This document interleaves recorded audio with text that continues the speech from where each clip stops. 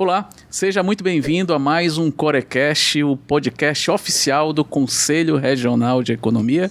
Eu sou o Marcos Evangelista, estou aqui na presidência do nosso conselho e hoje estou muito satisfeito que estamos aqui com um convidado muito especial, o deputado estadual Jorge Lins, que veio aqui conosco debater o projeto de lei número 258, que institui a criação da educação financeira na escola pública. Seja muito bem-vindo, deputado.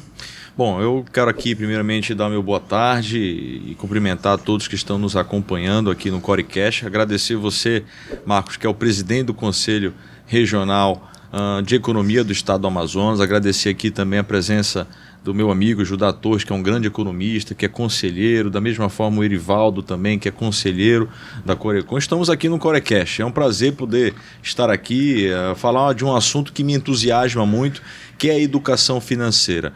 E mais especificamente nas escolas, porque o tema do meu projeto de lei é exatamente a implementação da educação financeira nas escolas, uma vez que a gente entende que a educação financeira ela não tem que se restringir só nas escolas, na infância, mas nós, enquanto adultos, temos que estar aprendendo. Tem muitos adultos que são analfabetos funcionais de educação financeira. Para mim é um prazer estar aqui e poder falar deste assunto. Ok, quero também dar as boas-vindas, que está dividindo aqui nossa bancada, nosso conselheiro, presidente da fiscalização, Judá Torres. Seja bem-vindo, Judá.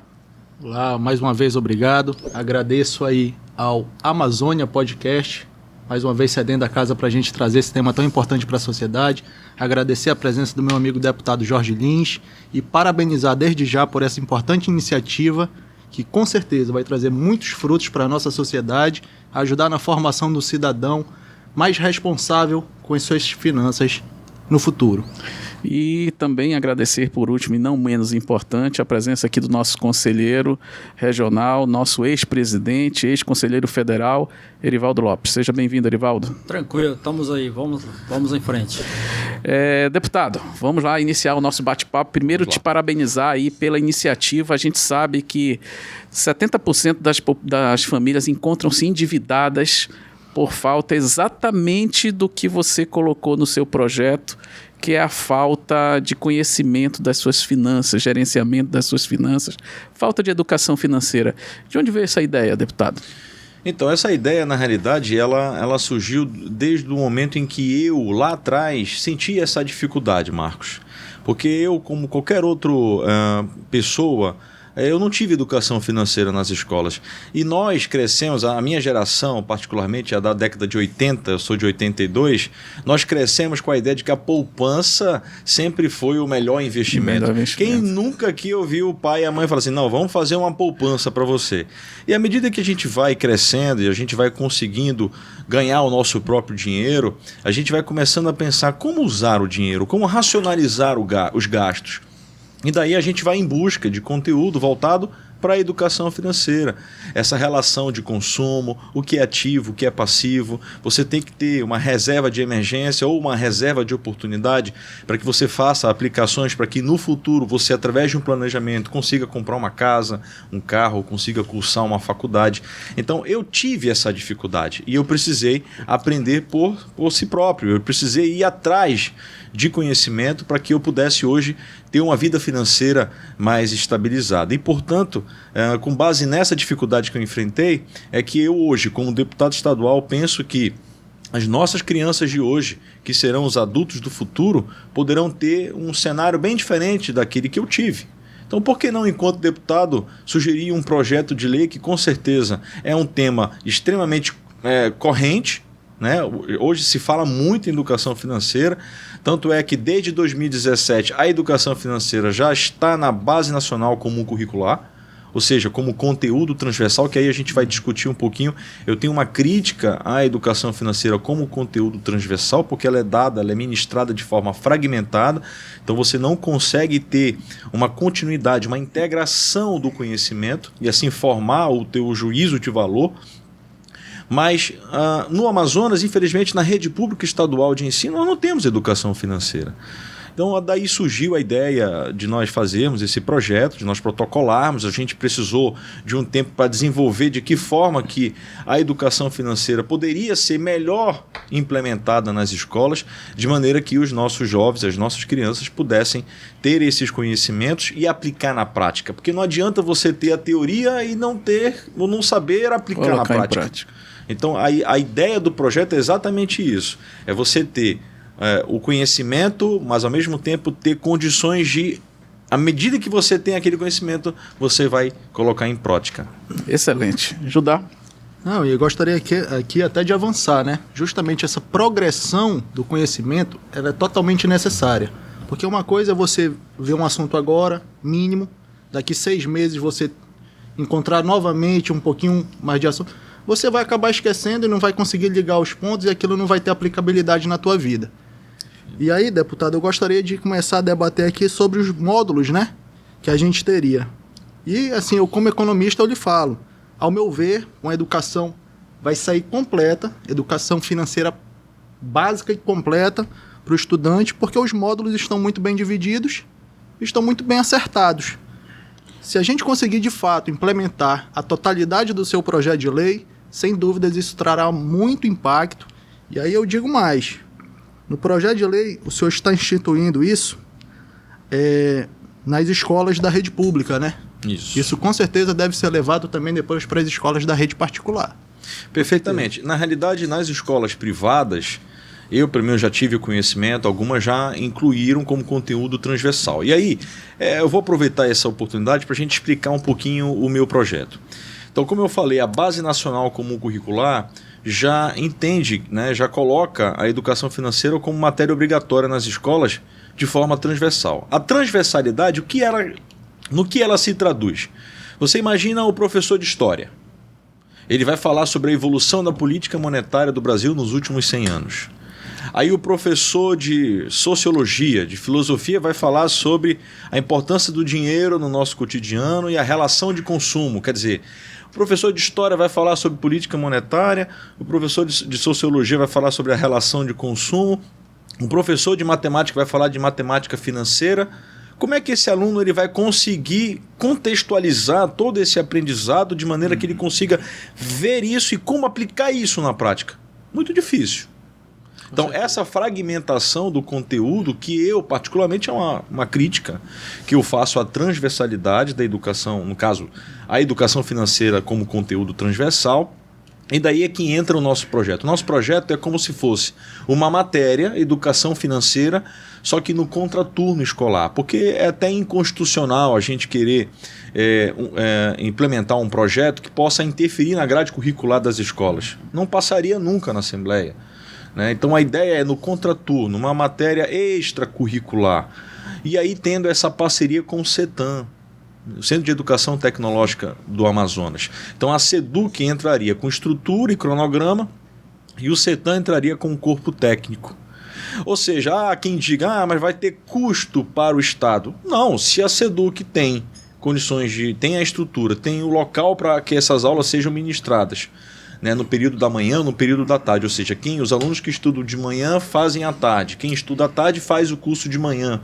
Então não teria prejuízo, a escola está lá, está funcionando.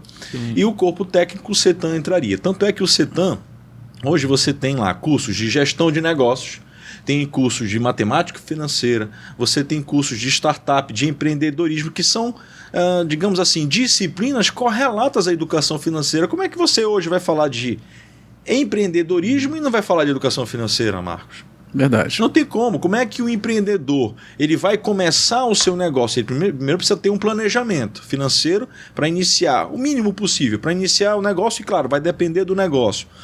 Ele inicia o negócio começa pequeno. E ele vai crescendo. Mas para isso ele tem que ter noção de como ele vai fazer essas aplicações. Ele não vai poder gastar mais do que ele tem. Ele vai ter que racionalizar esse gasto para poder o negócio dele ir crescendo, ir crescendo. Ele vai em algum momento ter que se endividar. Ele vai preferir deixar o dinheiro dele aplicado, que vai render por conta dos juros. E aí ele se endivida. Então o endividamento faz parte dentro de um limite permissivo, mas é possível, é passível da gente... E, deputado, realmente, dentro desse contexto de conhecimento, E aí eu já diria que não é tão básico, é um ensino muito completo. O seu projeto de lei foi muito feliz nisso, está dando um ensino completo para o cara sair da escola, ele pode abrir o negócio dele se ele quiser, já ter as noções de custo, noções de empreendedorismo, aprender como é que trabalhar com o dinheiro dele. E realmente, dentro do seu projeto, não dá para a gente trabalhar de forma transversal, porque senão ele não vai ter a eficiência desejada. Só para a gente complementar, que você tocou, antes de passar a palavra para o Erivaldo, você tocou na questão dos módulos, só para o nosso telespectador entender, o PL, é o PL ou APL? É APL, aliás, desculpa, UPL. O PL. Foi muito bem estruturado, ele é composto por 4 módulos, que o Judá acabou de citar, mas eu vou ler para você que está nos ouvindo entender. Matemática financeira, taxa de juros e inflação. O módulo 2, relações de consumo. O módulo 3, planejamento orçamentário individual e familiar. E o módulo 4, aplicações financeiras, empreendedorismo e economia criativa. Se Deus quiser, o projeto for aprovado de fato, eu acho que isso vai causar, deputado, um impacto muito grande na vida das pessoas. Né? Porque é justamente o que falta. As pessoas não têm noção. Aquela pequena criança, ela se torna um adulto endividado, por quê? Porque não tem esse conhecimento. Erivaldo. Bom, Marcos, eu queria, assim, antes de mais nada, dizer que eu gostei do cara aqui. Esse é o nosso Erivaldo. Sabe por quê? Erivaldo. Deixa eu te falar, deputado, é o seguinte, eu já estive dentro da Assembleia. E quando eu fui presidente, estava presidente do Corecon em 2009, eu apresentei um projeto desse na Assembleia e ele não passou em nada. Inclusive através do deputado Josué Neto, que é economista, na época ele era deputado, e ele levou para a comissão de educação, que era presidida pelo Luiz Castro, e foi reprovada, engavetada assim, sumariamente, sem nenhuma discussão. Então, e a sua justificativa, quando o Marcos perguntou por que o projeto, o que você falou foi muito surpreendente para mim, por isso que eu gostei da sua ideia, do projeto, porque você trouxe uma vivência pessoal, uma justificativa pessoal, com base nos fracassos que as pessoas como iguais a você, como iguais a nós, fracassam na vida por não ter as informações. As informações ausentes traz transtorno para as pessoas em ambas as áreas, financeira, em conjugal, empresarial, entendeu? Faltou informação, como é que você vai saber fazer?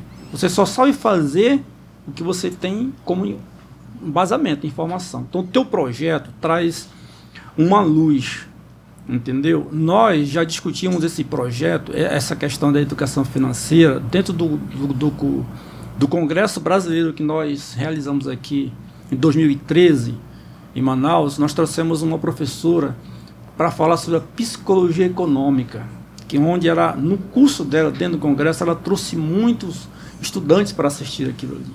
Aquilo ali marcou, porque ela fazia parte, ela que trouxe a ideia do curso dentro do Banco Central do Brasil para o Ministério da Educação, levando para o Nordeste todo. Então aquilo ficou marcado e a gente trouxe ela para ela fazer a palestra dela no Congresso.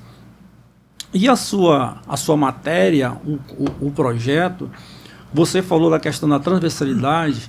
Por que ele não encontra êxito, ele não seria exitoso do ponto de vista prático? Porque nós somos um ser sistêmico, entendeu? Nós somos conectados por tudo que faz parte do conjunto da pessoa. Então, assim, se você não sistematizar o ensino, você também não tem uma profundidade verticalizada. E é isso que se precisa ser feito. Você não pode jogar informações fragmentadas na cabeça das pessoas, onde elas não vão ter condição de juntá-las para poder praticar e ter o êxito desejado. Então, essa questão da transversalidade, eu já ouvi falar sobre isso, e isso não é bom para a educação financeira. Entendeu? O que acho que as instituições, no caso a SEDUC aqui e o CETAM, essas instituições terão uma oportunidade ímpar para fazer valer essa instrução ou essa educação nas escolas públicas, dentro do que você falou aí no sob turno, né? No contraturno. No contraturno, que é para não prejudicar o andamento do currículo e as pessoas se aproveitarem disso, entendeu? Porque finanças, ela está muito pulverizada na cabeça das pessoas. É só dívida, poupança, dívida, poupança. A finança, ela é muito mais profunda. Entendeu? Além do empreendedorismo, você tem as finanças pessoais, o orçamento familiar, que no teu projeto está prevendo isso aí, né?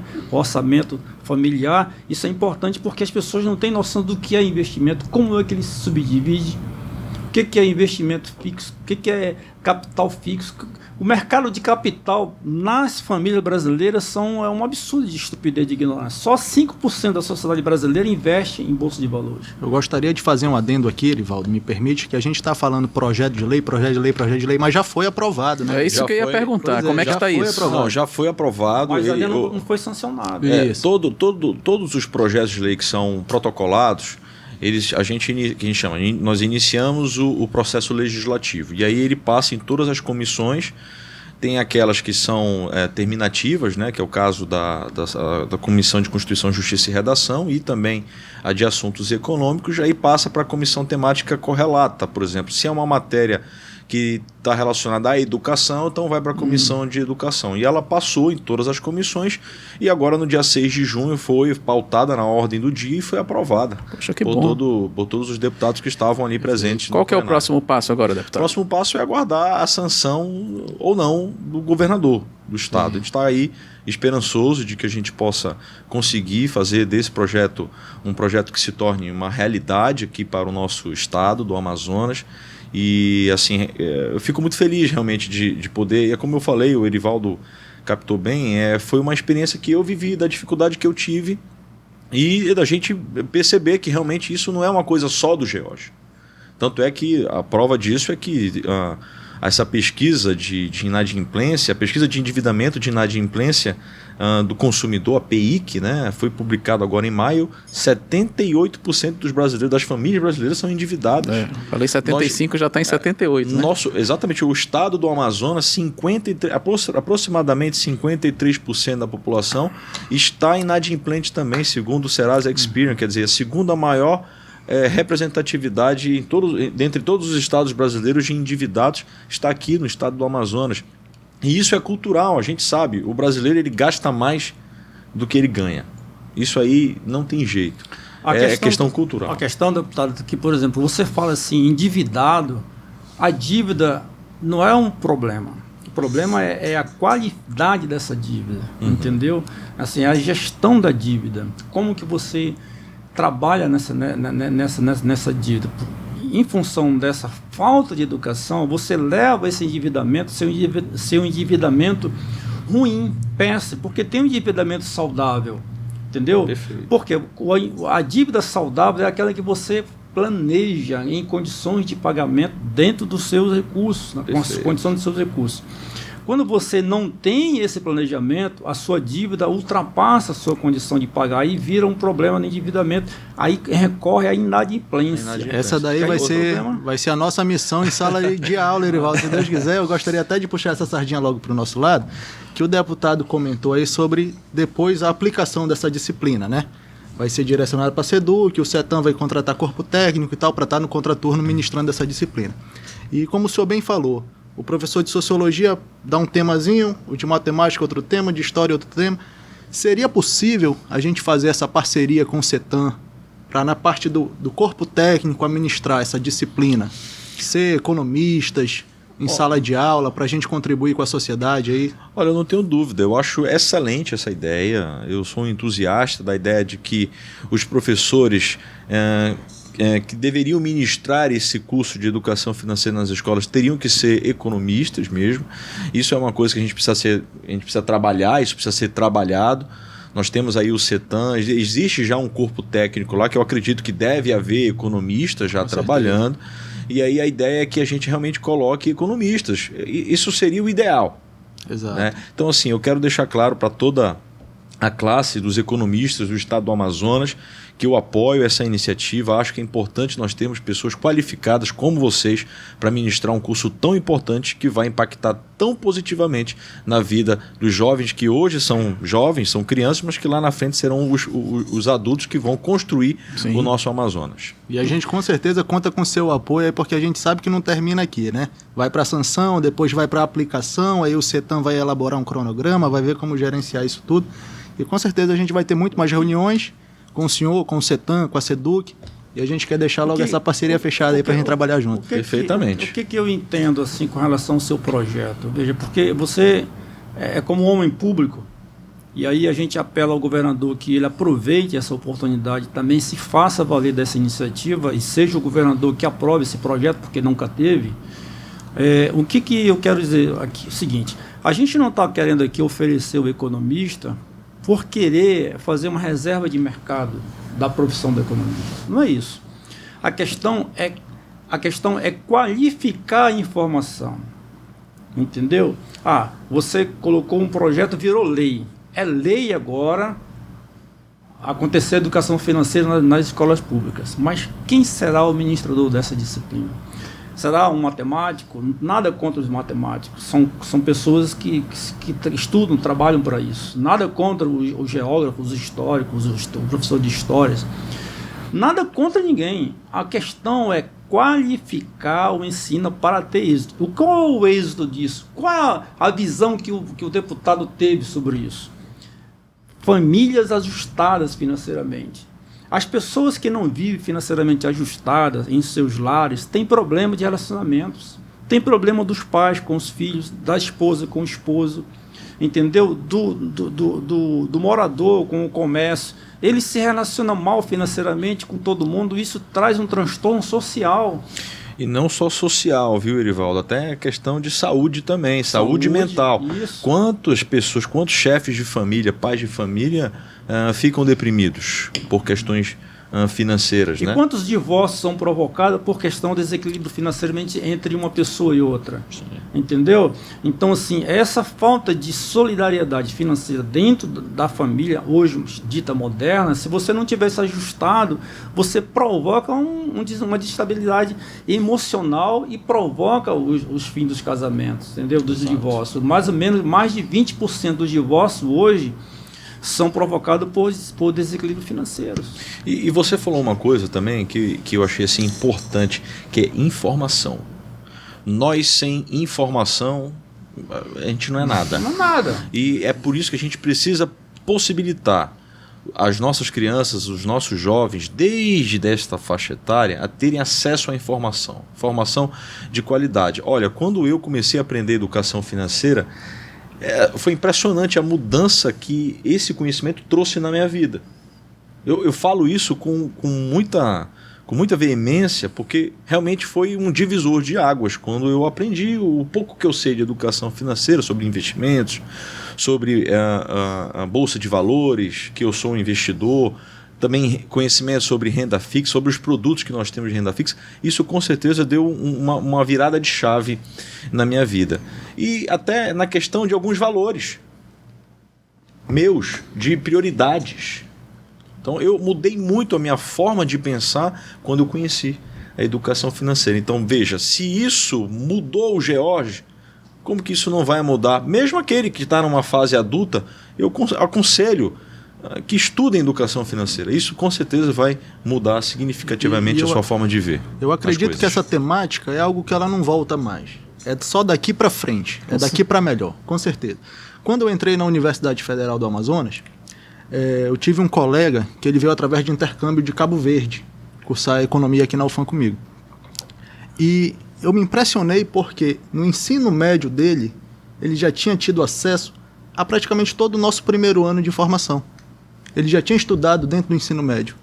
Você vê, então isso é algo que no Brasil agora eu acho que... Vamos quebrar essa cultura, né? No Amazonas a gente Exatamente. vai para frente e é daqui para melhor sempre. Você sabia, Jorge, que nos Estados Unidos o ensino da educação financeira já parte da educação infantil? As crianças já entram dentro de um módulo que elas aplicam dinheiro que não é válido, né? como se fosse uma bolsa de valor. Ele já conhece a estrutura, toda aquela emoção que a bolsa de valor provoca na gente, como investidor. As crianças já começam a vivenciar isso. E o americano tem essa cultura de investir na bolsa de valores, né? Exatamente. Eles têm isso muito forte e com certeza. E eu acho que o impacto de você ensinar isso na infância é extraordinário. Porque realmente você vai adaptando aquela criança, você vai ensinando ela desde o início em que ela consegue ter discernimento, até ela ter discernimento das coisas. E dessa forma a gente consegue realmente sedimentar o conhecimento. Você vai criando uma autorresponsabilidade em Exato. todas as áreas da pessoa. Inclusive, você falou aí, olha, isso mudou minha vida. Por que mudou? Porque você teve uma luz, você teve uma visão diferente. A tua visão muda e o teu comportamento também muda. Erivaldo, além de economista, é coach. Tô percebendo, né? Olha, o nosso bate-papo tá fantástico, nossa equipe está sinalizando ali que está chegando no nosso final. E então, deputado, eu gostaria mais uma vez de parabenizar você pela criação de um projeto de lei que de fato vai causar um impacto na vida da sociedade, né? Porque tem tanta coisa que a gente vê aí que é criado sem muito objetivo, mas você foi muito sagaz na criação. A gente fica na torcida que a gente consiga a sanção desse projeto. Em nome do Corecon, eu gostaria de agradecer a sua presença aqui, dizer que nós temos uma equipe técnica toda à sua disposição. Caso você queira, precise de alguma informação técnica a mais, pode contar conosco. Nossos conselheiros estão aptos ali a estar lhe auxiliando sem custo. Com toda certeza, a gente está aqui à disposição. Suas palavras finais. Bom, Marcos, eu quero lhe agradecer o convite de estar hoje aqui no Corecast com todos vocês. Você que representa, aliás, vocês que representam o Corecon, que é o Conselho Regional de Economia do Estado do Amazonas, o meu mandato também está à disposição de vocês.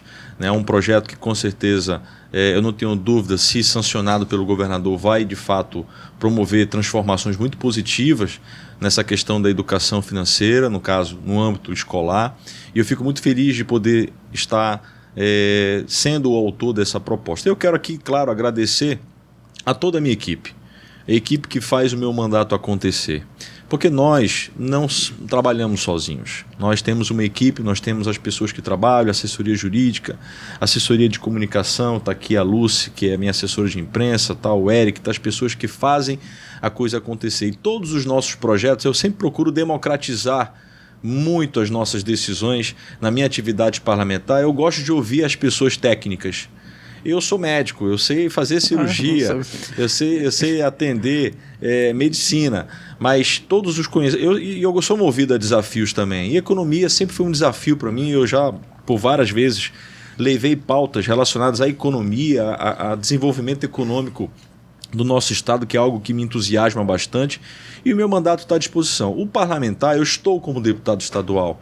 E nós temos que batalhar e fazer da política um propósito de vida, de ajudar, de bem servir a população do nosso estado, de dar a minha contribuição, porque é tudo tão passageiro. Então eu procuro sempre prestigiar muito as pessoas que trabalham, que unem força comigo, porque é desta forma que a gente vai construindo um mandato que possa de fato mudar a vida das pessoas. Essa é a minha intenção, de estar na política com o propósito de bem servir, de ajudar e de ser útil ao nosso querido e amado povo do Amazonas. Excelente, muito obrigado deputado. pela oportunidade. Ajudar. Presidente, deputado, conselheiro Erivaldo, faço das suas palavras as minhas, lhe parabenizar, nos colocar à disposição. Acredito que quando o presidente falou, independente de estar todos os conselheiros aqui, eu acredito que ele fala em nome de todos. Isso é unanimidade dentro da nossa classe, a importância desse ensino. E só tenho a lhe parabenizar e nos colocar à disposição mais uma vez. Obrigado. Obrigado. Erivaldo. Dizer que eu gostei do cara mesmo. O que é que eu posso fazer? Nós tivemos vários parlamentares economistas dentro da Assembleia. E o cara é médico, trouxe um projeto de educação financeira que tem tudo a ver com a nossa ideia, pô. Temos que apoiá-lo. Então, o cara está de parabéns, você está de parabéns. Até ganhar um abraço, né, Erivaldo? E também parabéns também por você tá trabalhando com o Judá, como lhe assessorando, lhe ajudando aí. O Judá é um camarada jovem, inteligente, dedicado, sério, responsável. Então, você está de parabéns e quero agradecer por a sua opção de escolher o Judá, porque ele representa tudo isso para a gente. Eu conheço o Judá, como pessoa fora do conselho, um amigo nosso. Então, assim, você está bem assessorado nessa parte, tá certo? E é isso aí. Assina embaixo também, gente, isso aí. Nós, assim. E aqui falando em nome do presidente de todos os conselhos de economia, a gente também fica feliz e parabeniza você por esse ato, por esse seu projeto. Essa lei, que uma hora que ele vire uma lei, né? Se Deus quiser. Beleza, gente. Para você que está nos acompanhando, agradecer a sua audiência, dizer aqui que nós estamos aqui no oferecimento do estúdio Amazônia Podcast. Num dia que você quiser fazer um podcast, montar aqui um curso online, pode contar com as estruturas do Amazônia Podcast. Muito obrigado, até o próximo episódio.